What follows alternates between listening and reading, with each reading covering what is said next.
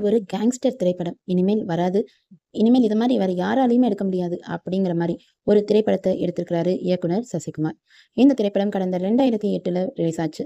James Vasanthan இசையில சசிகுமார், சமுத்திரக்கனி, ஜெய், கஞ்சா கருப்பு உட்பட பலர் இணைந்து நடித்து வெளியான சுப்பிரமணியபுரம் இன்றுடன் 16 ஆண்டுகள நிறைவு செய்திருக்கு.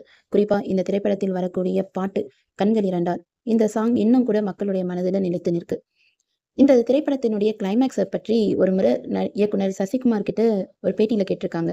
அதுக்கு அவர் என்ன சொல்லியிருக்கிறாரு அப்படிங்கிறது தான் நான் இந்த வீடியோவுல ஷேர் பண்ணியிருக்கேன்.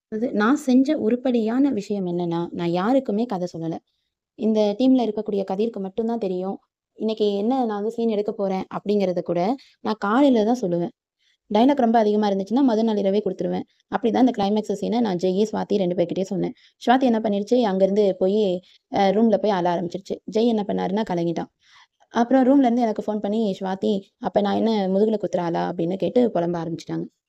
கதாபாத்திரத்தோட 2 பேரும் ஒன்றி போயிருந்துச்சு. எனக்கு சந்தோஷமா இருந்துச்சு.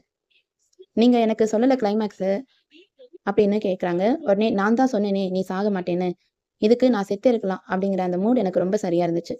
காட்சி எடுக்கிறதுக்கு இந்த மனநிலை தான் எனக்கு தேவைப்பட்டது. அதனால இப்படியே இருங்க. யார்கிட்டயும் பேசக்கூடாதுன்னு நான் ஜெய் கிட்ட சொல்லிட்டேன். "ஏன் இவங்கள கொடுமைப்படுத்திட்டு இருக்கிற? சேர்த்து வச்சிடலாமேன்னு" சமுத்திரக்கனி கூட என்கிட்ட கேட்டாரு. ஆனா, நானு இந்த சீன்லாம் எடுத்து முடிச்சதுக்கு அப்புறமா, யார்கிட்டயும் சொல்லாத காரணத்த நானு சமுத்திரக்கனி கிட்ட சொல்லியிருந்தேன். "முதல்லயே முடிவு தெரிஞ்சா, சிறு பொன்மணியில் உனக்கு வெட்கம் வராது. ஜெய்க்கு உன்மேல் காதல் வராது. இறுதியில சொன்னதுனால தான் உனக்கு ஷாக்கு. அந்த ஷாக்கு தான் எனக்கு தேவைப்பட்டுச்சு." அப்படின்னு சொன்னாராம்.